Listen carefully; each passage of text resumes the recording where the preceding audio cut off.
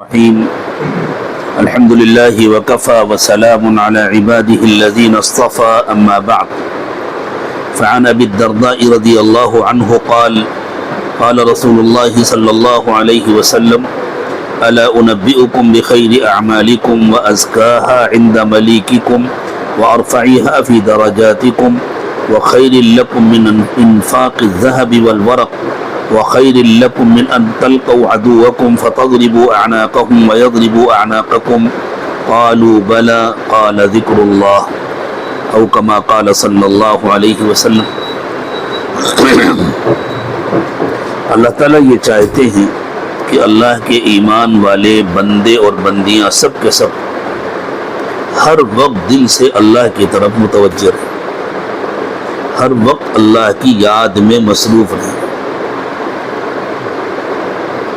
نماز، قرآن کی تلاوت، باقاعدہ بیٹھ کر تسبیحات کا پڑھنا، یہ تو ذکر ہے ہی، لیکن اس کے علاوہ بھی اللہ تعالیٰ چاہتے ہیں کہ دل ہر وقت اللہ کی طرف متوجہ رہے، جس کی تاکید ہمارے بزرگوں نے، ہمارے مشائخ نے وقوف قلبی کے عنوان سے کی، جس کو فارسی زبان میں کہا ہے دست بکار دل بیار، کہ ہاتھ کام کاج میں ہو اور دل اللہ کے ساتھ مصروف۔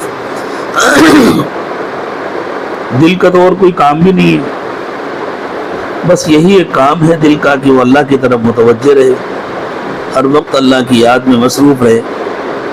اور جن لوگوں کو یہ نعمت حاصل ہو جاتی ہے ان کو دنیا کی سب سے بڑی نعمت حاصل ہو گئی، دنیا کی کوئی نعمت اس سے بڑی نہیں ہو سکتی۔ دنیا کی ہر نعمت چھوٹ جانے والی ہے، دنیا کی ہر نعمت فانی ہے، دنیا کی ہر نعمت ناقص اور ناتمام ہے، یہ نعمت کبھی چھوٹنے والی نہیں ہے، یہ نعمت باقی رہنے والی ہے، یہ نعمت ساتھ میں جانے والی ہے۔ اگر اللہ کے فضل سے دل زندہ ہو گیا اور دل اللہ سے جڑ گیا اور وہ ہر وقت اللہ کو یاد کرنے لگا تو پھر وہ موت کے بعد بھی ذکر سے نہیں رکتا۔ ہمارے حضرت پیر صاحب دامت برکاتہم نے ایک واقعہ سنایا۔ ایک نوجوان تھے، حضرت سے بیعت تھے، انجینئر تھے اور پڑوس کے ملک کے بہت بڑے دولت مند گھرانے کے فرد تھے۔ ان لوگوں کا منی اسٹینگ کا بہت بڑا کام تھا، مختلف شہروں میں پھیلا ہوا تھا۔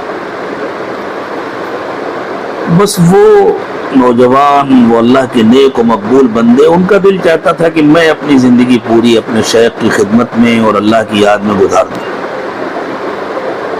تو انہوں نے اپنے والد صاحب سے یہ درخواست کی کہ ابا، آپ کو تو اللہ نے بہت نوازا ہے، آپ کو اس کی ضرورت تو ہے نہیں کہ میں کما کر کے آپ کو دوں، اور ماشاءاللہ میرے اور بھائی بھی ہیں، وہ آپ کا کام سنبھالنے کے لیے کافی ہیں، مجھے آپ آزاد کر دیں دین کی خدمت کے لیے اور اللہ کی یاد کے لیے۔ تو ان کے والد نے بہت خوشی سے کہا کہ ٹھیک ہے، تم اپنے شیخ کے ساتھ رہو، حضرت کی خدمت میں رہو، اور تمہاری جو بھی ضروریات ہیں ان کے لیے تمہارے اکاؤنٹ میں ہم پیسے ڈلوا دیا کریں گے ہر مہینے، اس سے اپنی ضروریات پوری کریں۔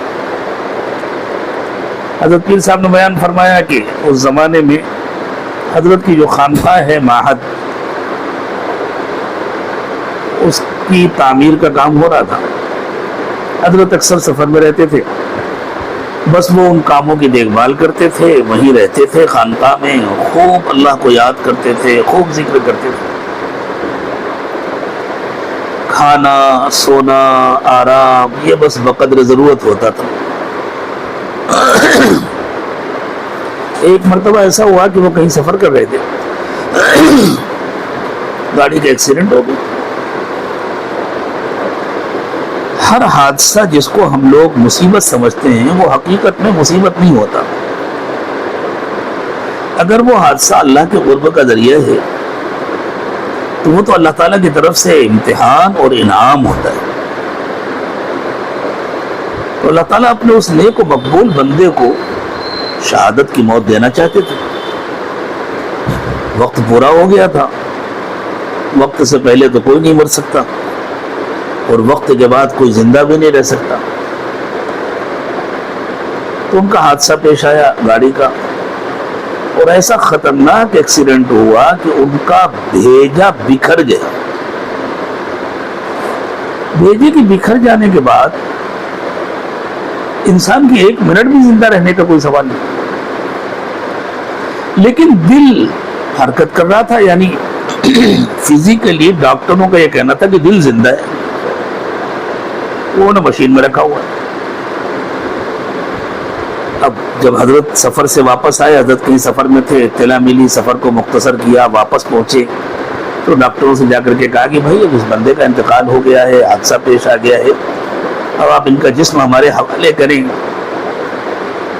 تاکہ ہم اللہ کے حکم کے مطابق ان کی تجہیز و تکفین کریں اور اللہ کی امانت اللہ کے سپرد کریں، قبر میں دفن کریں۔ تو ڈاکٹروں نے کہا کہ لیکن ہمارے طبی اصول کے مطابق ابھی یہ زندہ ہے، ان کا دل مرا نہیں ہے، تو ہم ایک زندہ آدمی کو تجہیز و تکفین کے لیے آپ کے حوالے کیسے کر دیں؟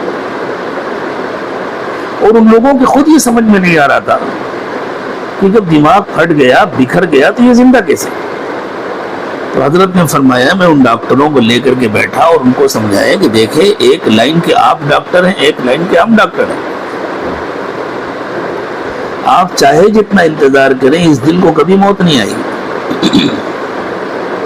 یہ جسمانی زندگی نہیں ہے، یہ روحانی زندگی ہے، ہم اللہ کے حکم کے مکلف ہیں، ہم اللہ کی امانت اللہ کے حوالے کر دیں گے۔ باقی روحانی طور پر جو دل زندہ ہو جاتا ہے اس کو کبھی موت نہیں آتی۔ تو حضرت نے فرمایا کہ ڈاکٹروں نے آنسوؤں کے ساتھ ان کی لاش ہمارے حوالے کی کہ ہم کچھ کر نہیں سکتے، ہم ایک زندہ آدمی آپ کے حوالے کرتے ہیں۔ اللہ تعالیٰ مجھے، آپ کو، مردوں کو، عورتوں کو، سب کو یہ نعمت عطا فرمائے۔ اللہ کرے کہ قیامت تک ہماری نسلوں میں یہ نعمت باقی رہے، اس کی تمنا کرنی چاہیے، اللہ سے مانگنا چاہیے، اور اس کے لیے ساری دنیا کو چھوڑ دینا، کاروبار کو چھوڑ دینا، ملازمت کو چھوڑ دینا کوئی ضروری نہیں ہے۔ سب کچھ کرتے ہوئے بھی یہ نعمت مل سکتی ہے، اور اگر اس نعمت کو تمنا بنا کر نہیں مانگا گیا اور اس کے لیے محنت نہیں کی گئی تو سب کچھ چھوڑنے کے بعد بھی نہیں ملتی۔ بظاہر آدمی سب کو چھوڑ دے اور کسی دینی کام میں لگ جائے، اس کے باوجود بھی اگر اس کے لیے محنت نہیں کی گئی تو یہ نہیں ملتی، اور اگر اس کے لیے باقاعدہ محنت کی گئی اور کسی کی نظر ہو گئی، کسی کی دعا لگ گئی اور اللہ کا فضل ہو گیا اور کرم ہو گیا تو رسول اکرم صلی اللہ علیہ وسلم کا یہ فیض حاصل ہوتا ہے، اور کاروبار کرتے ہوئے، ملازمت کرتے ہوئے، بظاہر دنیا کے کام کرتے ہوئے بھی ولایت کا یہ مقام مل جاتا ہے، یہ نعمت مل جاتی ہے۔ اللہ سب کو عطا فرمائے۔ یہ ذکر اللہ کی سب سے پسندیدہ چیز ہے، سب کچھ ذکر ہی کے لیے تو ہے۔ نماز کے بارے میں اللہ تعالیٰ نے ارشاد فرمایا، حضرت موسیٰ علیہ السلام سے اللہ نے ارشاد فرمایا وَأَقِمِ الصَّلَاةَ لِذِكْرِي، نماز پڑھیے میرے ذکر کے لیے، نماز اللہ کی یاد کے لیے۔ اب سوچیں اگر ہم نماز پڑھ رہے ہوں اور ہمارا دل غافل ہو، کبھی گھر کے اندر، کبھی گھر کے باہر، کبھی بازار میں، کبھی فلاں دکان میں فلاں سوٹ دیکھ کر کے آئے تھے، ہاں آج تو موقع نہیں ہے، فلاں دن جائیں گے لینے کے لیے، ماشاءاللہ نماز بھی چل رہی ہے اور بازار کی سیر بھی ہو رہی ہے، تو یہ نماز تو ہو جائے گی، مفتی صاحب تو کہہ دیں کہ نماز ہو گئی، لیکن یہ ذکر تو ہوا نہیں، تو اللہ کے یہاں کیوں قبول ہوگی؟ اللہ کے یہاں تو وہ نماز قبول ہوتی ہے جو ذکر ہوتی ہے۔ اسی لیے اللہ کے نبی صلی اللہ علیہ وسلم نے خشوع کے ساتھ نماز پڑھنے کا حکم دیا، اور اللہ تعالیٰ نے جس نماز پر کامیابی کا وعدہ فرمایا ہے اس نماز میں خشوع کی شرط لگا دی ہے، قد افلح المؤمنون الذین هم فی صلاتهم خاشعون، وہ ایمان والے کامیاب ہیں جن کی نمازوں میں خشوع ہوتا ہے۔ تو جب خشوع ہوتا ہے تب نماز ذکر بنتی ہے۔ مجھے نماز پر ایک لطیفہ یاد آ گیا بات سمجھانے کے لیے۔ ایک صاحب عشاء کی نماز پڑھ رہے تھے، امام صاحب کو کچھ سہو ہو گیا کہ میں نے 4 رکعت پڑھائی ہے یا 3 رکعت پڑھائی، لیکن یقین سے یاد نہیں تھا۔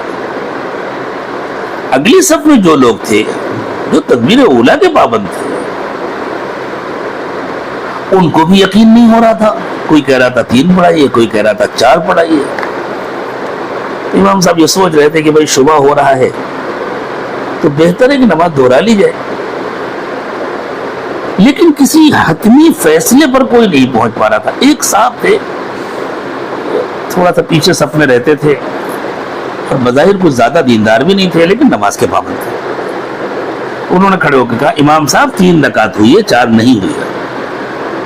تو لوگوں کو یہ تعجب ہوا کہ یہ بندہ اتنے یقین سے کیسے کہہ رہا ہے. تو کئی لوگوں کو شبہ تھا کہ شاید 3 ہوئی ہے, کوئی کہہ رہا تھا شاید 4 ہوئی ہے, کوئی کہہ رہا تھا شاید 3 ہوئی ہے. انہوں نے یقین کے ساتھ کہا بھائی 3 ہوئی ہے, 4 نہیں ہوئی ہے. تو لوگوں نے پوچھا آپ اتنی یقین کے ساتھ کیسے کہہ رہے ہیں کہ 3 ہوئی ہے؟ انہوں نے کہا بھائی یقین کے ساتھ کیسے نہ کہوں, بازار میں میری 4 دکانیں ہیں, میں روزانہ ایک ایک رکعت میں ایک ایک دکان کا حساب کرتا ہوں. ابھی 3 ہی کا حساب ہوا, امام صاحب نے سلام پھیر دیا, تو چوتھی رکعت کہاں ہوئی؟ اگر چوتھی رکعت ہوتی تو میری چوتھی دکان کا بھی حساب ہو گیا ہوتا. ہے تو یہ ایک لطیفہ, اور ضروری نہیں ہے کہ ایسا کوئی واقعہ پیش بھی آیا ہو سکتا ہے کسی نے بات سمجھانے کے لیے لطیفہ گڑھ لیا ہو, لیکن ہم غور کریں یہ ہماری زندگی سے کتنا قریب ہے. ہماری عبادتوں کا کیا حال ہے, ہماری تلاوت کا کیا حال ہوتا ہے. تلاوت کر رہے ہوتے ہیں ذہن کہیں اور ہوتا ہے, نماز پڑھ رہے ہوتے ہیں ذہن کہیں اور ہوتا ہے. ایک مرتبہ حج میں ہمارے ساتھ ایک صاحب تھے جو بیچارے اس طبقے سے تعلق رکھتے تھے جو اپنے سوا کسی کی نہیں سنتا. بخاری کرتے ہیں, اور اگر امام بخاری کی کوئی رائے ان کے خلاف ہو تو کہتے ہیں تو امام بخاری کی اپنی رائے ہے, حدیث تھوڑی ہے. یعنی حدیث وہ ہے جو میں کہوں, جو میں سمجھوں. اب وہ چونکہ حج میں ساتھ میں تھے تو ذرا ان کے دل میں اللہ تعالیٰ نے کچھ عقیدت و محبت ڈال دی تھی, لیکن ہمیں معلوم تھا کہ ہماری کہی ہوئی ہر بات تو مانیں گے نہیں. ایک دن مکہ مکرمہ میں حرم پاک میں ہم لوگ بیٹھے تھے. اس زمانے میں حرم میں بیٹھنے میں اتنی پابندیاں نہیں ہوتی تھی جتنی اب ہو گئی ہیں, پر آزادی ہوتی تھی, جہاں دل چاہے بیٹھے. مطاف میں بھی بیٹھ جاتے تھے اور عمارت میں بھی بیٹھ جاتے تھے, تو غالباً کسی نماز کے بعد بیٹھے ہوئے تھے. تو وہ کہنے لگے مولانا ایک بات بتائیے, نماز میں یاد نہیں رہتا کیا پڑھ رہے ہیں کیا کر رہے ہیں, ذہن ادھر ادھر چلا جاتا ہے, ذہن حاضر نہیں رہتا, اس کے لیے کچھ بتلائیے. ہم نے کہا دیکھو ہم جو بتلائیں گے وہ تم کو ہضم نہیں ہوگا. اور تم نے بتلایا تھا نا کہ ہمارے ایک شیخ ہیں یہاں اور ہمیں کوئی ضرورت ہوتی ہے, کوئی ہندوستانی تھے وہیں رہتے تھے, عالم تھے, ہمیں جب ضرورت ہوتی ہے ہم فون کر کے ان سے پوچھ لیتے, تو اب تو تم مکے میں موجود ہو, ان سے پوچھ لینا, اور وہ جو بتلائیں ہمیں بھی بتلا دینا, ہو سکتا ہے ہمارا بھی فائدہ ہو جائے. تو میں نے نہیں, ہم نے ان سے تو پوچھا تھا. تو میں نے کہا کیا پوچھا تھا اور کیا بتایا؟ کہ ان سے یہی پوچھا تھا کہ کیسے یاد رہے کہ ہم نماز پڑھ رہے ہیں اور کیا کر رہے ہیں. کبھی کبھی تو یہ بھی یاد نہیں رہتا کہ ہم نماز پڑھ رہے ہیں, بس ایک روٹین ہے, چلتا ہے. تو پھر انہوں نے کیا بتلایا تھا, کہنے لگے انہوں نے یوں کہا تھا کہ اپنی پیر کے انگوٹھے سے پہلے نمبر کی جو انگلی ہے اس کو زور سے دبا لیا کرو اور دبائے رکھا. بتائیے یہ کسی حدیث میں ہے؟ یہ ہے حدیث پر عمل کرنے والوں کا حال. اس کو زور سے دبائے رکھا کرو, اس سے تمہیں یاد رہے گا کہ میں نماز میں ہوں. تو میں نے کہا اچھا یہ انگلی دبانا بھی یاد رہتا ہے؟ نہیں وہ بھی یاد نہیں رہتا. تو میں نے کہا بھائی اپنے شیخ سے پوچھ لینا, ان کو بھی یاد رہتا ہے کہ کب رکوع کر رہے ہیں کب سجدہ کر رہے ہیں, شاید ان کا بھی وہی جواب ہوگا جو تمہارا جواب ہے.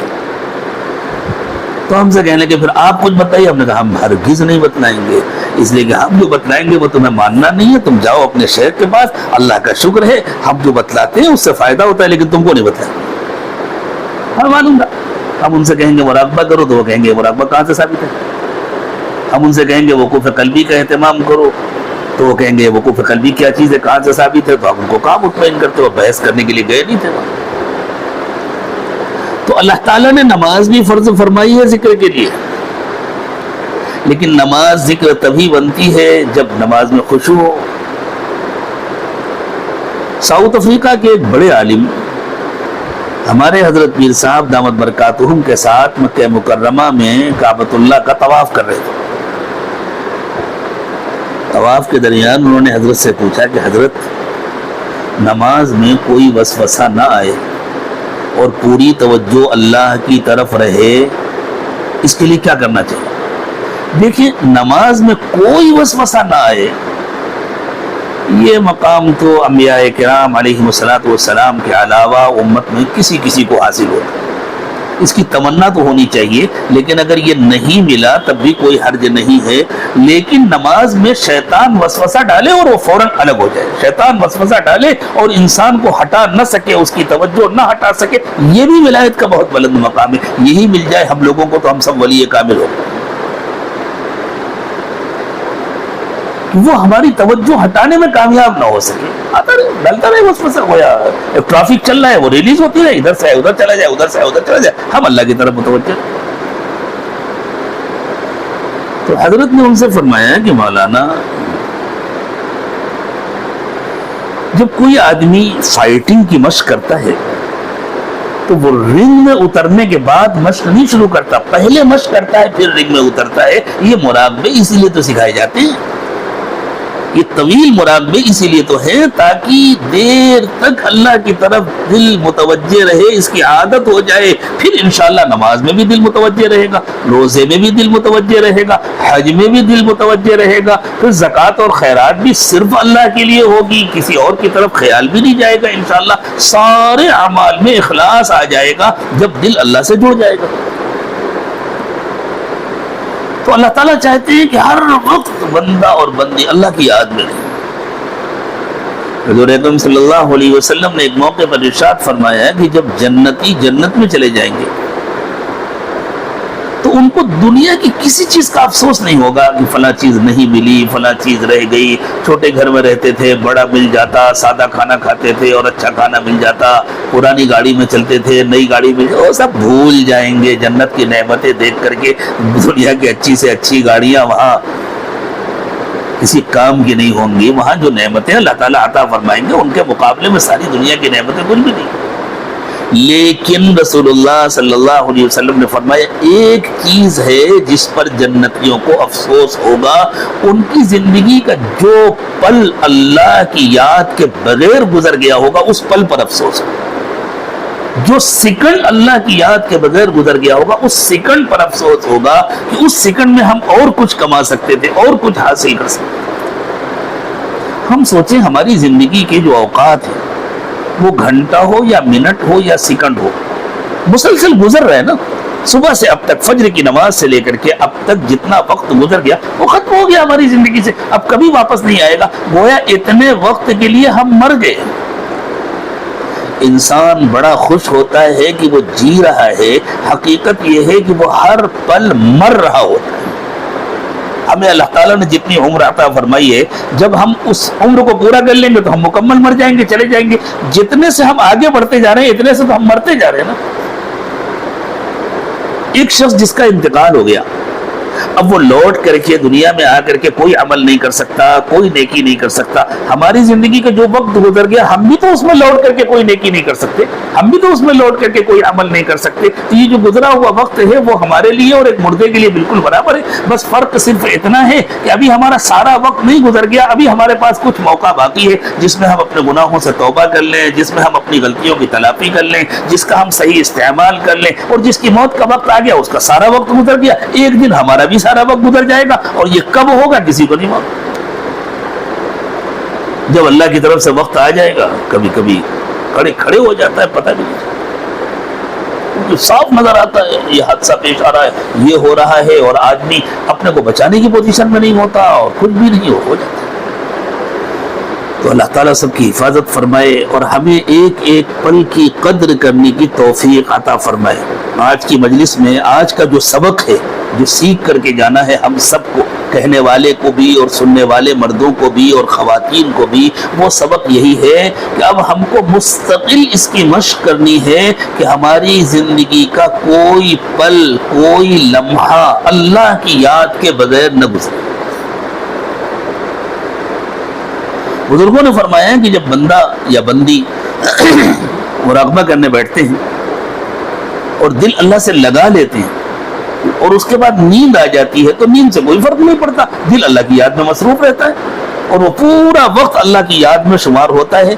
اسی پر قیاس کرتے ہوئے یہ بات سمجھیں کہ جب ہر وقت دل اللہ سے لگانے کی عادت ہو جاتی ہے اور سوتے وقت بھی بندے نے یا بندی نے سورہ ملک پڑھا، دعائیں پڑھی، کلمہ پڑھا، اللہ کی طرف متوجہ ہو کے سو گئے، تو جتنی دیر تک سوتے رہیں گے، جتنا وقت نیند میں گزرے گا وہ سارا ذکر میں گزرے گا انشاءاللہ. اور اٹھتے ہی جیسی آنکھ کھلی پھر کلمہ پڑھا، لا الہ الا اللہ محمد رسول اللہ، پھر دعا پڑھی الحمدللہ الذی احیانا بعد ما اماتنا والیہ النشور، اور پھر دل شعور کے ساتھ اللہ کی طرف متوجہ ہو گیا کہ یہ جو سونے کا وقت ہے یہ غفلت میں شمار نہیں ہوگا، یہ پورا اللہ کی یاد میں شمار ہوگا. تو جب ہمارا سونے کا وقت بھی اللہ کی یاد میں شمار ہونے لگا تو ہم چاہیں تو ہمارے 24 گھنٹے کا ہر سیکنڈ اللہ کی یاد میں شمار ہو سکتا، اور اس سے بڑی کوئی نعمت نہیں. ساری دنیا کی دولت مل جائے، بہت بڑا گھر بن جائے، دنیا بھر کی گاڑیاں جمع ہو جائیں، ساری سہولتیں جمع ہو جائیں، یہ بھی اللہ تعالیٰ کی نعمتیں ہیں. اللہ ضرورت کے مطابق اپنی ساری نعمتیں ہر ایک کو عطا فرمائے، لیکن ان نعمتوں کی کوئی حیثیت نہیں ہے اس نعمت کے مقابلے میں کہ دل اللہ سے لگ جائے اور ہر وقت اللہ کی یاد نصیب ہو. اسی لیے اللہ تعالیٰ نے فرمایا وَلَذِكْرُ اللَّهِ أَكْبَرُ، اللہ کی یاد سب سے بڑی نعمت ہے، اللہ کی یاد سب سے بڑی چیز ہے. حضور اکرم صلی اللہ علیہ وسلم نے حضرات صحابہ کرام کی اس طرح تربیت فرمائی کہ دیکھو اصل اللہ کی یاد ہے، اللہ کی یاد کے بغیر کسی عمل کی کوئی حیثیت نہیں ہے، اس لیے اللہ کی یاد سے بڑھ کر کوئی چیز نہیں ہو سکتی. جیسے ہماری زندگی میں اصل روح ہے نا، اگر جسم سے روح نکل جائے تو ہاتھ، پیر، سر چاہے جتنے خوبصورت ہوں، چاہے جتنے چمکدار ہوں، بسا اوقات جان نکل جانے کے بعد زیادہ چمک آ جاتی ہے، بسا اوقات جسم پھول جاتا ہے اور تندرست لگنے لگتا ہے، لیکن اس کی کوئی اہمیت نہیں ہے، اس لیے کہ اصل تو روح ہے. اسی طرح حضور اکرم صلی اللہ علیہ وسلم نے یہ سمجھایا کہ اصل اللہ کی یاد ہے. اللہ تعالیٰ نے حضرات صحابہ کرام کو خطاب کر کے فرمایا اور صحابہ کرام سے کے واسطے سے قیامت تک آنے والی امت کو بتلایا کہ دیکھو اگر تم اللہ کی یاد، اگر تم اللہ کی خاطر دشمنوں سے مقابلہ کر رہے ہو، جب دشمنوں سے مقابلہ ہوتا تھا اور جب تلواریں چلتی تھی اور شانیں جاتی تھی، سر دھڑ کٹتے تھے، خون کی ندیاں بہتی تھی، پشتوں کے پشتے لگتے تھے، اس وقت کہاں کسی چیز کا ہوش رہتا ہے. تو اللہ تعالیٰ نے فرمایا جب تمہارا دشمنوں سے مقابلہ ہو اس وقت بھی کثرت سے اللہ کو یاد کرو، یعنی اللہ کی یاد سے تم کو اس وقت بھی آزاد نہیں کیا جا سکتا. اگر تمہارے دل میں مسلسل اللہ کی یاد رہے گی تو تمہارے اعمال میں جان پیدا ہو. جیسے روح کی ہمیں ہر وقت ضرورت ہے نا، ایسا نہیں کہ جب ہم گھر میں ہو تو روح کی ضرورت نہیں ہے، یا مسجد میں ہو تو روح کی ضرورت نہیں ہے، یا بیت الخلاء میں ہو تو روح کی ضرورت نہیں ہے، یا ہم اسپتال گئے ڈاکٹر کو دکھانے کے لیے تو روح کی ضرورت تو ہر وقت ہے. روح کے بغیر تو جسم کسی کام کا نہیں ہے. سر میں درد ہو یا پیر میں درد ہو، اگر روح ہے تو اس کا علاج ہو سکتا ہے، اور اگر روح نہیں ہے تو نہ سر کسی کام کا نہ پیر کسی کام کا. اسی طرح ذکر ہے تو سارے اعمال کام کے ہیں، ذکر نہیں ہے تو کوئی عمل کسی کام کا نہیں. ذکر نہیں ہے تو جو اللہ تعالیٰ نے عبادتیں فرض فرمائی ہے وہ عبادتیں بھی کسی کام کی نہیں ہے. دارالافتاء سے فتویٰ مل جائے گا کہ ہاں تم نے نماز پڑھ لی، تمہارے ذمے سے نماز ادا ہو گئی، تم نے روزہ رکھ لیا، تمہارے ذمے قضا باقی نہیں رہے گی، تم نے حج کر لیا زندگی میں ایک بار، لیکن اللہ تعالیٰ کا حساب ہوگا کہ تم نے حج کیا تھا یا نہیں کیا تھا، اور تم نے نماز پڑھی تھی یا نہیں پڑھی تھی، اور تم نے روزہ رکھا تھا یا نہیں رکھا تھا. رسول اکرم صلی اللہ علیہ وسلم چونکہ معلم بھی تھے، مفتی بھی تھے، مربی بھی تھے، حضور اکرم صلی اللہ علیہ وسلم تربیت بھی فرماتے تھے. اس لیے ایک صحابی اپنا واقعہ بیان کرتے ہیں کہ اللہ کے نبی صلی اللہ علیہ وسلم مسجد میں تشریف فرما تھے. میں مسجد میں آیا، حضور نے چونکہ حکم دے رکھا تھا کہ جب کوئی مسجد میں آئے تو پہلے 2 رکعت تحیۃ المسجد پڑھے، پھر کوئی اور کام کرے. تو مجھے نماز پڑھنی تھی، میں جلدی سے گیا، نماز پڑھی، اور میں نے جلدی نماز پڑھی یہ سوچ کر کے کہ حضور کی مجلس میں زیادہ سے زیادہ وقت مل جائے، اور نماز پڑھ کر کے آگے بیٹھ گیا. تو اللہ کے نبی صلی اللہ علیہ وسلم نے فرمایا قم فصلی فإنک لم تصلی، میاں جا کر کے نماز پڑھو، تم نے نماز نہیں پڑھی. تو وہ بھاگ کر کے گئے، پھر انہوں نے جلدی نماز پڑھی، پھر آئے، پھر حضور نے فرمایا جا کر نماز پڑھو، تم نے نماز نہیں پڑھی. تو انہوں نے عرض کیا کہ حضور مجھے تو جیسی آتی تھی میں نے پڑھ لیا، مجھے آپ سکھا دیجئے کہ مجھے کیسے پڑھنا چاہیے. تو اللہ کے نبی صلی اللہ علیہ وسلم نے فرمایا تمہاری نماز میں تعدیل ارکان نہیں تھا. یعنی تم پورے اطمینان کے ساتھ رکوع نہیں کر رہے تھے، اطمینان کے ساتھ سجدہ نہیں کر رہے تھے، جلدی جلدی تم پڑھ رہے تھے، تم نے کمر بھی سیدھی نہیں کی تھی رکوع سے اور جلدی سے سجدے میں چلے گئے، پھر سجدے سے پورے اٹھ کے بیٹھے بھی نہیں تھے، پھر دوبارہ سجدے میں چلے گئے. اس طرح اطمینان کے ساتھ نماز پڑھا کرو. تو آپ دیکھیں اگر کسی نے جلدی جلدی نماز پڑھ لی ہے تو دارالافتاء سے تو یہی فتویٰ دیا رہے گا، ہاں بھائی اچھا کام نہیں کیا لیکن نماز تو ہو گئی. اور حضور فرما رہے فَإِنَّكَ لَمْ تُصَلِّ، تم نے نماز نہیں پڑھی. یہ بات حضور بحیثیت مفتی نہیں فرما رہے، یہ بات حضور بحیثیت مربی فرما رہے، بحیثیت مرشد فرما رہے. اس لیے کہ رسول اکرم صلی اللہ علیہ وسلم کی ذات والا صفات میں یہ ساری حیثیتیں ایک ساتھ جمع تھی. اب الگ الگ حیثیتوں کے الگ الگ افراد ہو گئے.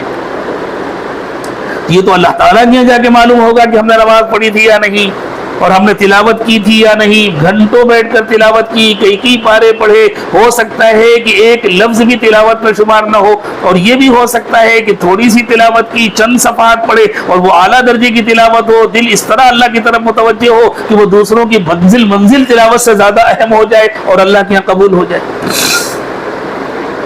تو حضرت ابو الدرداء رضی اللہ تعالی عنہ مشہور صحابی ہیں. وہ فرماتے ہیں کہ ایک مرتبہ اللہ کے نبی صلی اللہ علیہ وسلم نے ارشاد فرمایا، کیا میں تم کو وہ عمل بتاؤں جو تمہارے سارے اعمال میں سب سے بہتر اور تمہارے مالک کی نگاہ میں سب سے زیادہ پاکیزہ اور تمہارے درجات کو دوسرے تمام اعمال کے مقابلے میں سب سے زیادہ بلند کرنے والا ہے؟ ایسا عمل جو اللہ تعالیٰ کو سب سے زیادہ پسند ہے، تم کو سب سے زیادہ اللہ کا قرب دینے والا ہے. اور فرمایا اور اللہ کی راہ میں سونا چاندی خرچ کرنے سے بھی زیادہ اہم ہے، اور اللہ کی راہ میں جہاد کرنے سے بھی زیادہ اہم ہے. اس جہاد سے بھی زیادہ اہم ہے جس میں تم اپنے دشمنوں اور خدا کے دشمنوں کو موت کے گھاٹ اتارو اور وہ تمہیں ماریں اور تم شہید ہو، تم ان کو ختم کرو. صحابہ کرام متوجہ ہو گئے کہ اللہ کے رسول صلی اللہ علیہ وسلم ایسا قیمتی عمل کون سا ہے، ضرور بتائیے. آپ نے فرمایا وہ اللہ کا ذکر ہے. ہر وقت اللہ کو یاد کرو، ہر وقت اللہ کا ذکر کرو. اور یہ بتلا دیا ان اعمال کے اندر بھی جو بلندی آتی ہے، وہ اعمال جو نیک اعمال بنتے وہ بھی ذکر کی برکت سے بنتے ہیں. اگر وہ اعمال بھی ذکر سے خالی ہوئے تو بھی ان کی بھی کوئی قیمت نہیں ہوگی. اور باقی ہر وقت اپنا دل اللہ سے لگاؤ، کوئی مشکل کام نہیں ہے. خاص طور سے ہمارے خواتین کے لیے بہت آسان ہے. کچھ دن ذرا محنت کرنی پڑتی ہے، تھوڑا سا تکلف کرنا پڑتا ہے، اور بہت اچھی بات ہے. زیادہ بولنے سے تو مسائل پیدا ہوتے ہیں نا. گھروں میں عام طور سے جو مسائل ہوتے ہیں وہ زبان کی بے احتیاطی سے ہوتے ہیں. اگر تھوڑا سا آدمی صبر کر لے، مرد بھی عورتیں بھی اگر تھوڑا سا صبر کر لیں اور اپنی زبان روک لیں، نہ معلوم کتنے مسائل ختم ہو جاتے ہیں. کہتے ہیں خاتون تھی، ان کے گھر میں روز لڑائی ہوتی تھی. جب شوہر آتے تھے لڑائی ہوتی تھی، اور وجہ یہ تھی کیا وہ بیچارہ شوہر اپنے کاموں کا ٹینشن لے کر کے دن بھر کا تھکا ہارا، کہیں پیمنٹ دینا ہے، پیسے نہیں ہے، کہیں سے لینا ہے، آیا نہیں ہے، کوئی مال بیچنا ہے، اسٹاک میں نہیں ہے، کوئی مال رکھا ہوا ہے، بک نہیں رہا. کتنے ٹینشن ہوتے ہیں، کتنے مسائل ہوتے ہیں. ان سارے مسائل کے ساتھ فارغ ہو کر کے گھر آیا، اور ادھر بیگم صاحبہ خیریت پوچھنا تو دور کی بات، بیٹھانا تو دور کی بات. آپ تو دن بھر گھر سے باہر رہتے ہیں، آپ کو تو کچھ پتہ بھی نہیں رہتا، گھر میں نمک نہیں ہے گھر میں. یہ بات تھوڑا رک کر کے بھی کہی جا سکتی ہے، ذرا اطمینان سے بھی کہی جا سکتی. اب اسی میں ادھر سے بھی ٹینشن، ادھر سے بھی ٹینشن، لڑائی کی. اب شوہر نے اگر کہہ دیا کہ تمہیں پتہ نہیں ہے میں کتنا تھک کر کے آتا ہوں، ذرا بیٹھنے دو. ٹھیک ہے، کریں. کب کریں گے؟ کل بھی کہا تھا آپ نے کریں گے، پرسوں بھی. زیادہ تر مسائل صرف زبان کے غلط استعمال کی وجہ سے. تو ایک محترمہ تھی، ان کو بڑا احساس تھا کہ میں بہت مظلوم خاتون ہوں، میرے اوپر بڑا ظلم ہوتا ہے، ساس بھی مجھ پر ظلم کرتی ہے، شوہر بھی مجھ پر ظلم کرتا ہے.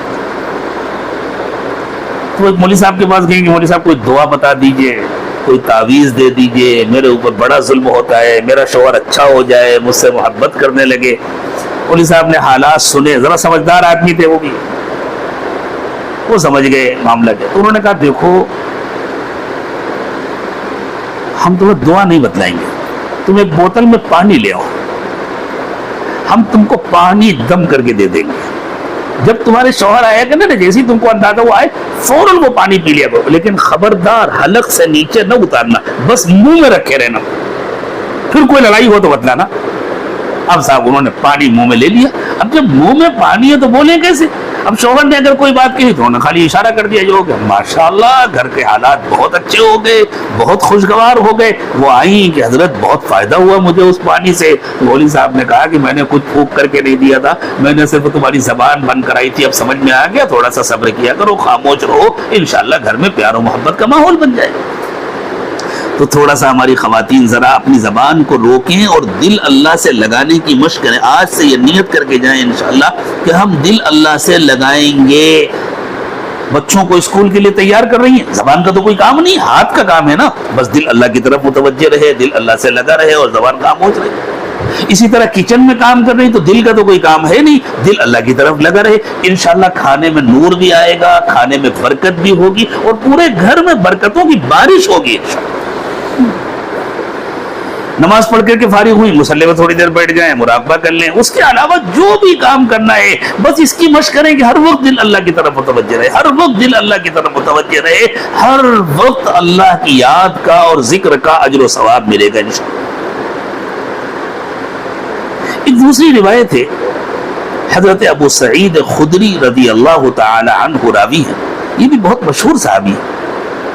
یہ فرماتے ہیں کہ ایک مرتبہ اللہ کے رسول صلی اللہ علیہ وسلم سے یہ سوال کیا گیا, ای العباد افضل, حضور یہ بتلائیے سب سے اچھا بندہ کون ہے, یعنی بندہ یا بندی. عام طور سے چونکہ مرد سوال کرتے ہیں تو وہ مردوں کے متعلق انہوں نے سوال کر لیا, کون سا بندہ سب سے اچھا ہے, تو چاہے بندہ ہو چاہے بندی ہو, کون سب سے اچھا ہے. وَأَرْفَعُ دَرَجَةً عِنْدَ اللَّهِ يَوْمَ الْقِيَامَةِ, اور وہ کون شخص ہے جس کا قیامت کے دن اللہ کے پاس سب سے بلند مقام ہوگا.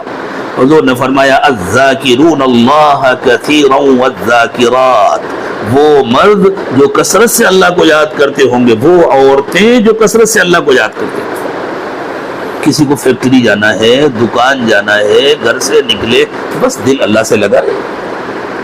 ڈرائیونگ کرنا ہے تو ڈرائیونگ میں نہ زبان کا کوئی کام ہے نہ دل کا کوئی کام ہے, دل اللہ کی طرف متوجہ رہے, زبان سے اپنی تسبیحات پڑھیں, کلمہ پڑھیں, درود شریف پڑھیں. گاڑی تو بیچاری معصوم ہوتی, وہ تو خود سے چلتی ہے, اسے نہ ڈھکیلنا پڑتا ہے نہ ہاتھ سے کچھ کرنا ہوتا ہے بس. اور جب آدمی پرانا ہو جاتا ہے تو ہاتھ بھی اپنے وقت پہ اپنا کام کرتا ہے, پیر بھی اپنے وقت پہ اپنا کام کرتا ہے. واقعی اگر اس کی مشق کر لی جائے کہ ہم دل لگا کر کے بیٹھیں تو اس کا عملی تجربہ ہے کہ 4-5 گھنٹے کی ڈرائیونگ کے باوجود ذرا بھی تکان نہیں محسوس ہوتا, خیال بھی نہیں آتا کہ کیا کر رہے ہیں. ایسا لگتا ہے جیسے اللہ کے گھر میں بیٹھے اللہ اللہ کر رہے ہیں, بس چلتی رہتی. تو اللہ تعالیٰ اس کی توفیق عطا فرمائے, سب لوگ اس کی مشق کریں. شروع میں کچھ دن مشق کرنی پڑتی ہے, ہر کام سیکھنا پڑتا ہے. سائیکل نہیں آتی, سائیکل چلانا نہیں آتا سیکھے بغیر, موٹر سائیکل چلانا نہیں آتا سیکھے بغیر, عورتیں دیکھیں کھانا پکانا نہیں آتا سیکھے بغیر, ہر کام سیکھنا پڑتا ہے. اسی طرح اللہ کی یاد بھی سیکھنی پڑتی ہے, اللہ کو کثرت سے یاد کرنا, اس کی بھی مشق کرنی پڑتی ہے. لیکن جب مشق ہو جاتی ہے پھر اللہ تعالیٰ ایسی رحمتیں نازل فرماتے ہیں, ایسا سکون اور اطمینان نصیب ہوتا ہے, ایسا شرح صدر نصیب ہوتا ہے کہ نہ معلوم زندگی کی کتنی دشواریاں ہیں جن سے انسان ہنستا کھیلتا چلا جاتا ہے. کسی شاعر نے کہا تھا, چلا جاتا ہوں ہنستا کھیلتا موج حوادث سے, اگر آسانیاں ہوں زندگی دشوار ہو جائے. تو واقعی انسان زندگی کے حالات سے ہنستا کھیلتا گزر جاتا ہے, میرے اللہ میرے ساتھ ہے, مجھے کیا کرنا ہے. پھر یہ خیال لگا میں تو اللہ کو منانے کے لیے آیا ہوں, میں اللہ کو راضی کرنے کے لیے آیا ہوں, میں دنیا کا ٹھیکیدار تھوڑی ہوں. میری پیدائش سے پہلے بھی یہ دنیا تھی, میں کیا کر سکتا تھا, میرے مرنے کے بعد بھی یہ دنیا رہے گی, جس کی ہے وہ جانے, میرے ذمہ جو کام ہے وہ میں کروں.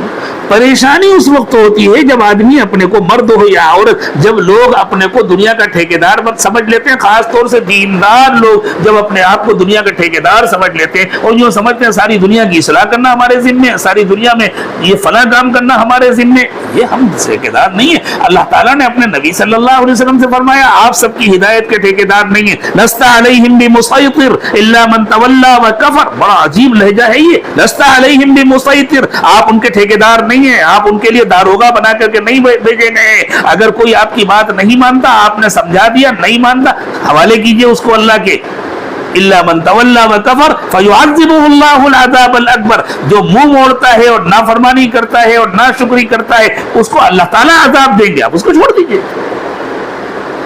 ہم جب ساری دنیا کے ٹھیکیدار بن جاتے ہیں تب پریشانی ہوتی ہے. ذکر کی برکت سے اللہ تعالیٰ دل کو روشن کر دیتے ہیں, دل منور ہو جاتا ہے, پھر دل مطمئن ہو جاتا ہے. بھائی دنیا اللہ نے بنائی ہے, اللہ جیسے چاہے چلائے, ہم اللہ کے بندے, تھوڑے سے وقت کے لیے اللہ تعالیٰ نے ہمیں بھیجا ہے, ہمارا کام اللہ کو راضی کرنا ہے, ہمارا کام اللہ کو بنانا ہے. اللہ نے ہمارے ذمہ جو کام کیا ہے ہم وہ کر لیں, اللہ ہم سے راضی ہو جائے, اس کے بعد ہم چلے جائیں گے. دنیا ہمارے جانے کے بعد بھی باقی رہے گی. ایسا نہیں ہے کہ ہمارے چلے جانے سے دنیا ختم ہو جائے گی, اور دنیا ہمارے اس دنیا میں آنے سے پہلے بھی تھی, پہلے بھی نظام چل رہا تھا, ہم نہیں چلا رہے تھے, بعد میں بھی چلتا رہے گا, ہم نہیں چلائیں گے. بس ہم اللہ کو راضی کر لیں, یہی ہماری سب سے بڑی کامیابی. تو حضرت ابو سعید رضی اللہ تعالی عنہ فرماتے ہیں کہ رسول اکرم صلی اللہ علیہ وسلم سے یہ سوال کیا گیا کہ بندوں میں کون, یعنی کس عمل کا کرنے والا سب سے افضل ہے, اور قیامت میں کس کو اللہ کے یہاں زیادہ بلند درجہ ملنے والا ہے. آپ علیہ الصلوۃ والسلام نے ارشاد فرمایا, اللہ کو زیادہ سے زیادہ یاد کرنے والے بندے اور زیادہ یاد کرنے والی بندیاں. ذکر کے ساتھ ہمیشہ زیادتی کی شرط ہوتی ہے.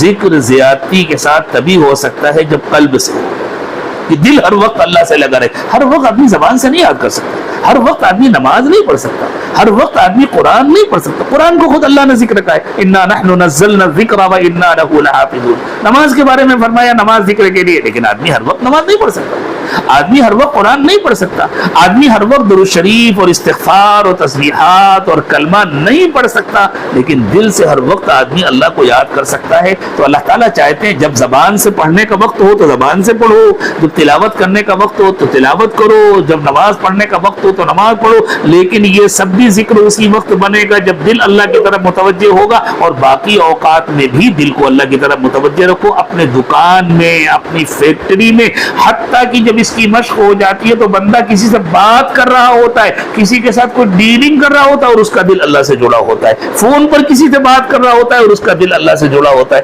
اللہ یہ نعمت ہم سب کو نصیب فرما دے. تو جب حضور اکرم صلی اللہ علیہ وسلم نے فرمایا کثرت سے اللہ کو یاد کرنے والے مرد اور عورتیں, تو کسی نے سوال کیا وَمِنَ الْغَازِي فِي سَبِيلِ اللَّهِ, حضور جو اللہ کے راستے میں دشمنوں کا مقابلہ کرنے والا ہے, کیا اس سے بھی زیادہ بلند ہوتا ہے اس کا مقام؟ حضور اکرم صلی اللہ علیہ وسلم نے فرمایا اگر کوئی اللہ کے راستے میں گیا اور اس نے اللہ کے دشمنوں کا مقابلہ کیا, اتنی تلوار چلائی کہ تلوار ٹوٹ گئی اور پھر وہ خود زخمی ہو گیا, اس کا پورا بدن خون میں نہا گیا, تب بھی ذکر کرنے والے کا اس سے ایک درجہ اونچا ہوتا ہے. اللہ. تو اللہ کے نبی صلی اللہ علیہ وسلم دوسرے اعمال سے روک نہیں رہے, ان اعمال کی اہمیت تو سکھا چکے تھے, سمجھا چکے تھے, لیکن حضور اکرم صلی اللہ علیہ وسلم نے اس طرح ذکر کی اہمیت بتلائی ہے کہ اگر تم کسی ایسے علاقے میں ہو, اگر تم کسی ایسے زمانے میں ہو جب تم وہ سارے کام کرنے کی پوزیشن میں نہیں ہو جو کام حضرات صحابہ کرام نے کیے, جو کام اس امت کے بڑے بڑے لوگوں نے کیے, وہ سارے کام کرنے کی پوزیشن میں نہیں ہو, تب بھی تمہارے پاس اس کا چانس ہے, مردوں کے پاس بھی اور عورتوں کے پاس بھی, کہ سب سے زیادہ اللہ کا قرب حاصل ہو جائے, قیامت کے دن اعلیٰ سے اعلیٰ مقام حاصل ہو جائے. اس کے لیے کوئی مجبوری نہیں ہے, بس دل اللہ سے لگانا سیکھو. اللہ تعالی ہم سب کو توفیق عطا فرمائے. حضرت عبداللہ ابن عمر رضی اللہ تعالی عنہما, حضرت عمر رضی اللہ تعالی عنہ کے صاحبزادے اور بہت بڑے عاشق تھے حضور اکرم صلی اللہ علیہ وسلم. انہوں نے نبی اکرم صلی اللہ علیہ وسلم کا ایک ارشاد نقل فرمایا. حضور اکرم صلی اللہ علیہ وسلم نے ارشاد فرمایا لِكُلِّ شَيْءٍ سِقَالَةٌ, ہر چیز کی ایک پالش ہوتی ہے. جیسے برتنوں پر قلعی کی جاتی ہے نا, تو قلعی کرنے کے لیے اس کا زنگ اتارا جاتا ہے, اس کا میل صاف کیا جاتا ہے, اس کے بعد اس پر پالش کی جاتی ہے اور قلعی کی جاتی ہے. تو ہر چیز کی ایک پالش ہوتی ہے, ہر چیز کو صاف کرنے کا ایک مسالہ ہوتا ہے. وَسِقَالَةُ الْقُلُوبِ ذِكْرُ اللَّهِ, اور دلوں کو صاف کرنے کی جو پالش ہے, دلوں کو صاف کرنے کا جو ذریعہ ہے وہ اللہ کی یاد ہے. جتنا اللہ کو یاد کیا جاتا ہے اتنا دل صاف ہے, اتنا زیادہ دل کی صفائی ہوتی ہے. اللہ تعالیٰ نے قرآن پاک میں بعض لوگوں کے بارے میں ارشاد فرمایا کلا بل ران علی قلوبہم ما کانوا یکسبون, ان کے دلوں پر زنگ لگ گیا ہے، جیسے لوہے پر زنگ لگتا ہے۔ تو کچھ لوگوں کے بارے میں اللہ نے فرمایا ان کی بدعمالیوں کے نتیجے میں، ان کے گناہوں کے نتیجے میں ان کے دلوں پر زنگ لگ گیا ہے۔ تو حضرات صحابہ کرام نے گھبرا کر کے پوچھا حضور جب دلوں پر زنگ لگ جائے تو اس کی صفائی کیسے ہوگی؟ تو اللہ کے رسول صلی اللہ علیہ وسلم نے فرمایا قرآن کی تلاوت سے، موت کو یاد کرنے سے، اللہ کی یاد سے۔ قرآن کی تلاوت خود ذکر ہے، موت کی یاد خود ذکر ہے۔ موت کی یاد سے فائدہ کب ہوگا؟ جب آدمی یہ یاد کرے گا مجھے مرنا ہے، اللہ کے پاس جانا ہے، اپنی زندگی کا حساب دینا ہے۔ اگر کسی کو اللہ کے پاس جانے کا یقین نہیں ہے اور حساب دینے کا یقین نہیں ہے تو وہ موت کو یاد کرے گا تو اور پہلے سے زیادہ گناہ کرے گا۔ ارے کسی دن مر جاؤں گا، اس سے بہتر یہ ہے کہ اور مزے کر لوں، اور کچھ فائدے حاصل کر لوں، اور دولت جمع کر لوں، اور بچوں کے لیے کچھ بنا لوں۔ اس کی تو موت کی یاد اسے اللہ سے دور کرے گی۔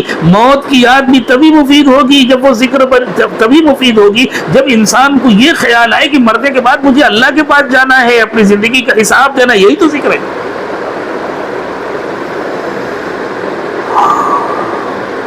پھر آپ نے فرمایا وَمَا مِن شَيْءٍ أَنْجَى مِنْ عَذَابِ اللَّهِ مِنْ ذِكْرِ اللَّهِ، ذکر سے زیادہ اللہ کے عذاب سے بچانے والی دوسری کوئی چیز نہیں۔ جتنی چیزیں اللہ کے عذاب سے بچانے والی ہیں ان میں ذکر سے زیادہ اللہ کے عذاب سے بچانے والی کوئی چیز نہیں ہے۔ قالوا ولا الجهاد في سبيل الله قال ولا ان يضرب بسيفه حتى ينقطع۔ صحابہ کرام نے پوچھا حضور اللہ کے راستے کا جو جہاد ہے، آپ دیکھیں بظاہر اس سے زیادہ مشکل کوئی کام نہیں ہے، جانا، اپنی بیوی کو بیوہ کر دینا، اپنے بچوں کو یتیم کر دینا، اپنی جان دے دینا، اپنی گردن کٹا دینا، دشمنوں سے مقابلہ کرنا، اپنے کو خطرے میں ڈالنا۔ تو پوچھا کہ یا رسول اللہ صلی اللہ علیہ وسلم کیا اللہ کے راستے کا جو جہاد ہے اس سے بھی زیادہ عذاب سے بچانے میں ذکر کی اہمیت ہے؟ تو حضور اکرم صلی اللہ علیہ وسلم نے فرمایا وَلَا أَن يَضْرِبَ بِسَيْفِهِ حَتَّى يَنْقَطِعَ، ہاں اگر کوئی اس حد تک اللہ کے راستے میں لڑتا رہا کہ اس کی تلوار ہی ٹوٹ گئی، اور جب آدمی کی تلوار ٹوٹ جائے گی تو پھر اپنے کو بچا نہیں سکے گا، پھر تو اس کی جان جائے گی، دشمن حملہ کرے گا، اتنا لڑتا رہا کہ تلوار ہی ٹوٹ گئی، اپنے بچاؤ کا کچھ نہیں رہ گیا، تب بھی اس سے بھی زیادہ عذاب سے بچانے والی چیز اللہ کی یاد ہے۔ اسی لیے اللہ تعالیٰ نے فرمایا نا کہ جب تمہارا دشمنوں سے مقابلہ ہو اس وقت بھی کثرت سے اللہ کو یاد کرتے رہے۔ اللہ تعالیٰ ہم سب کو ہر وقت اپنی یاد نصیب فرمائے۔ مجھے اس وقت اپنی بہنوں سے، بیٹیوں سے، بچیوں سے خاص طور سے یہی بات عرض کرنی تھی۔ ان احادیث کریمہ کا انتخاب اسی لیے کیا گیا تھا کہ ہم اس کی اہمیت کو سمجھیں اور عورتیں اس کو سمجھیں کہ اللہ تعالیٰ نے ان کو کتنا اچھا موقع عطا فرمایا۔ ہمارے گھروں کی خواتین الحمدللہ انہیں گھر سے باہر نہیں جانا، انہیں ملازمت نہیں کرنا، یہ ان کی پابندی نہیں ہے، یہ ان کی آزادی ہے۔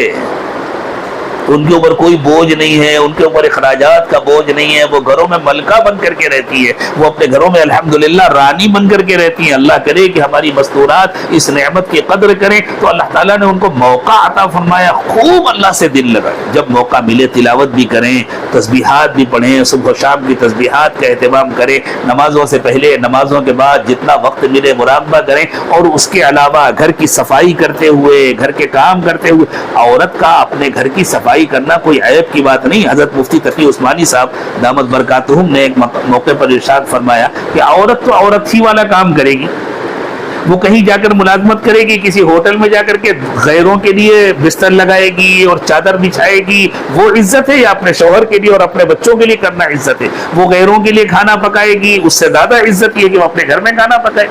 وہ کسی اور کی اسسٹنٹ بنے گی، اس سے بہتر یہ ہے کہ وہ اپنے شوہر کی اسسٹنٹ بن کر کے رہے، اس کی مشیر کار بنے، اس کے کاموں میں تعاون کرے، اس لیے کہ عورت کا جو کام ہے وہ تو کہیں بھی رہے گی وہیں کرے گی۔ دنیا نے یوں سمجھا ہے کہ عورت باہر جا کر غیر مردوں کے لیے کام کرے گی، آزادی ہے، عورت غیر مردوں سے آزاد رہے، اپنے گھر میں رہے، یہ ہے حقیقت میں اس کی عادت۔ تو اللہ تعالیٰ نے جو موقع عطا فرمایا ہے اپنے گھر کا کام کرتے ہوئے، اپنے گھر کی صفائی کرتے ہوئے، اپنے بچوں کو تیار کرتے ہوئے، اپنے گھر والوں کے لیے کھانا پکاتے ہوئے اس کی مشق شروع کر دیں۔ جو خواتین پہلے سے کر رہی ہیں اللہ تعالیٰ قبول فرمائے، ان کو اور استقامت نصیب فرمائے۔ جن سے اب تک کوتاہی ہوئی آج سچی پکی توبہ کر کے یہاں سے جائیں اور یہ نیت کریں انشاءاللہ ہر وقت اللہ کو یاد کریں گے، اور اس ذکر کی برکت سے انشاءاللہ ان کے اندر قوت برداشت بڑھے گی۔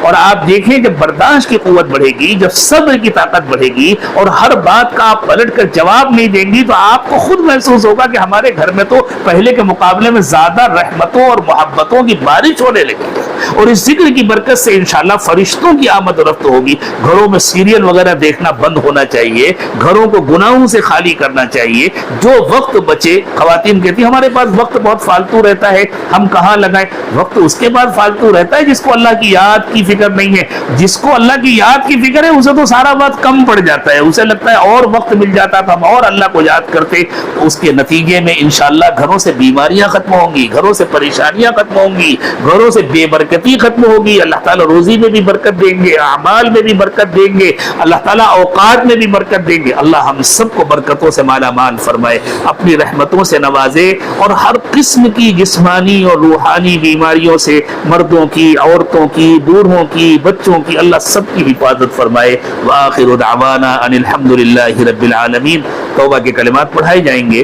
جو خواتین بیعت ہونا چاہتی ہیں یا جو مرد بھی بیعت ہونا چاہتے ہیں، یہاں یا دور بیٹھ کر کے کہیں یا بعد میں سنیں گے ہونا چاہیں، وہ توبہ کے کلمات کو پڑھتے ہوئے بیعت کی بھی نیت کر لیں۔ بسم اللہ الرحمن الرحیم، لا الہ الا اللہ محمد الرسول اللہ صلی اللہ علیہ وسلم، آمنت باللہ وملائکتہ وکتبہ ورسلہ والیوم الآخر والقدر خیرہ وشرہ من اللہ تعالی والبعث بعد الموت، آمنت باللہ کما هو باسمائہ وصفاتہ وقبلت جمیع احکامہ، اشہد ان لا الہ الا اللہ واشہد ان محمدا عبدہ ورسولہ، استغفر اللہ ربی من کل ذنب واتوب الیہ برحمتک یا ارحم الراحمین۔ اللہ تعالیٰ ہماری توبہ کو قبول فرما لے، ٹوٹنے سے اس کی حفاظت فرمائے، اس کے تقاضوں کو پورا کرنے کی توفیق دے، اس پر استقامت نصیب فرمائے۔ معمولات کی خوب پابندی کریں، صبح و شام کی تسبیحات پڑھیں، قرآن پاک کی تلاوت کریں، اور خاص طور سے آج کل کے حالات میں جن صورتوں کی تلاوت کا بار بار تذکرہ کیا جاتا ہے، صبح کے وقت میں سورہ یاسین پڑھیں، سورہ تغابن پڑھیں، شام میں مغرب کے بعد اگر ہو سکے تو سورہ واقعہ پڑھیں، سونے سے پہلے سورہ ملک پڑھیں، تو انشاءاللہ ہر قسم کی بیماریوں سے، پریشانیوں سے حفاظت ہوگی۔ اللہ تعالیٰ روزی میں بھی برکت دیں گے، اور اللہ تعالیٰ عذاب قبر سے بھی بچائیں گے۔ جب وقت آئے گا دنیا سے جانے کا تو اللہ کامل ایمان کی موت نصیب فرمائیں گے، خاتمہ بالخیر نصیب فرمائیں گے۔ یہ سب سے بڑی نعمت ہے، اللہ ہم سب کو نصیب فرمائے۔ جی ہاں، پولی کلینک کے سلسلے میں ایک بات عرض کرنی ہے۔ دارالفیض پولی کلینک جو مسجد کے نیچے شروع کیا گیا ہے الحمدللہ، اس میں بہت سستا علاج اور بہت سستے چیک اپ وغیرہ کا انتظام کیا گیا ہے۔ وہ صرف غریبوں کے لیے نہیں ہے، وہ سب کے لیے ہے، سب لوگ اس سے فائدہ اٹھائیں۔ پیسہ اللہ کی بہت بڑی نعمت ہے، اس کو فضول نہیں خرچ کرنا چاہیے، اس کو بچانا چاہیے، اور اس کو بچا کر کے صحیح مصرف میں خرچ کرنا چاہیے، صحیح جگہوں پر خرچ کرنا چاہیے۔ اس زمانے میں علاج ایک بہت بڑا کاروبار ہو گیا ہے، تو اس کاروبار سے بچانے کے لیے، کاروباری ظلم سے اور گویا کاروباری دہشت گردی سے بچانے کے لیے کچھ اہل خیر نے انتظام کیا ہے۔ یہاں کم سے کم فیس لے کر کے اچھے چیک اپ ہوں، اچھے ڈاکٹر ہوں، اچھا علاج ہو۔ مردوں سے بھی کہا گیا ہے، خواتین کو بھی اطلاع دی جا رہی ہے، اس سے فائدہ اٹھائیں۔ اللہ تعالیٰ سب کی حفاظت فرمائے ہر قسم کی بیماریوں سے، لیکن خدا نہ خواستہ کوئی مسئلہ ہو جائے، ضرورت پڑے تو علاج کے سلسلے میں بھی اور مختلف قسم کے چیک اپ کے سلسلے میں بھی اپنے گھر کے مردوں کو بھیج کر کے وہاں کی تفصیلات معلوم کریں، یا جو واقف کار ہیں ان کے ذریعے سے معلوم کریں۔ جو خواتین واقف کار ہیں وہ دوسری خواتین کو وہاں کی تفصیلات بتلائیں۔ الحمدللہ بہت اچھے نتائج ہیں، بہت اچھے رزلٹ ہیں، اس لیے امید ہے کہ سب لوگ فائدہ اٹھائیں گے اور ایک دوسرے کو اس کی اطلاع کریں گے۔ تھوڑی دیر مراقبہ کر لیں، پھر دعا کریں گے انشاءاللہ۔ آنکھیں بند کر لیں، سر کو جھکا لیں، دنیا اور دنیا میں جو کچھ بھی ہے اس سب سے ہٹ کٹ کر اللہ کی یاد میں کھو جائیں، اور یہ نیت کریں کہ اللہ کی رحمت آ رہی ہے، میرے دل میں سما رہی ہے، میرے دل سے گناہوں کو دھو رہی ہے، اور میرا دل کہہ رہا ہے اللہ اللہ اللہ۔ زبان سے اللہ اللہ نہ کہیں، بس یہ نیت کریں کہ دل اللہ اللہ کہہ رہا ہے اور ہم سن رہے ہیں۔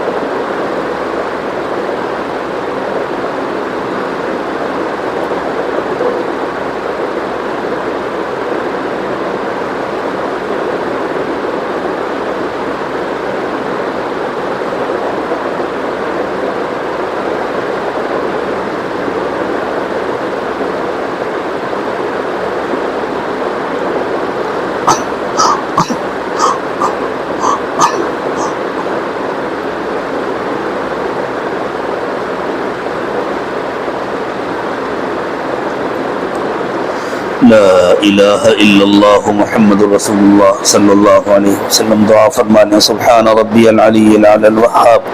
اللهم صل على سيدنا محمد وعلى آل سيدنا محمد وبارك وسلم. ربنا ظلمنا أنفسنا وإن لم تغفر لنا وترحمنا لنكونن من الخاسرین. پروردگار عالم ہم آپ کے عاجز اور کمزور بندے اور بندیاں ہیں، ہمارے حال پر رحم فرما دیجئے. اللہ ہمارے دلوں کی غفلت دور فرما دیجئے. اللہ دلوں کا زنگ دور فرما دیجئے. اللہ دلوں کو صاف کر دیجئے. اللہ دلوں کو اپنی یاد سے آباد فرما دیجئے. اللہ ہمارے انگ انگ سے روے سے اپنا ذکر جاری فرما دیجئے. اللہ ہمارے روے اور انگ انگ میں اپنی محبت پیدا فرما دیجئے. اللہ ایک پل بھی غفلت میں گزرنے سے بچا دیجئے. اللہ غفلت سے مکمل بچا دیجئے. ہر وقت اپنی یاد اور اپنا دھیان نصیب فرمائیے. اللہ اب تک جتنے گناہ ہوئے انہیں معاف فرما دیجئے. بچی ہوئی زندگی کو پچھلی زندگی کا کفارہ بنا دیجئے. آنے والے وقت کو پچھلے وقت سے بہتر بنا دیجئے. اللہ گھروں میں پیار و محبت کا ماحول پیدا فرما دیجئے. اللہ گھروں میں پیار و محبت کا ماحول پیدا فرما دیجئے. ایک دوسرے سے محبت کرنے اور ایک دوسرے کی قدر کرنے کی توفیق عطا فرمائیے. اللہ بچوں اور بچیوں کے لیے اچھی تعلیم و تربیت کا انتظام فرمائیے. ان کے لیے مناسب وقت پر اچھے اور مناسب رشتوں کا انتظام فرمائیے. انہیں محبت بھری زندگیاں عطا فرمائیے. خیر و عافیت کی زندگیاں عطا فرمائیے. حلال و پاکیزہ روزی عطا فرمائیے. حرام اور مشتبہ سے حفاظت فرمائیے. اللہ روزی کی تنگی سے حفاظت فرمائیے. اللہ حالات کے بگڑنے سے حفاظت فرمائیے. فتنہ اور فساد سے حفاظت فرمائیے. اللہ ہر قسم کی بیماریوں سے پریشانیوں سے محفوظ فرما دیجیے. یا اللہ جو بیمار ہیں انہیں شفا عطا فرمائیے.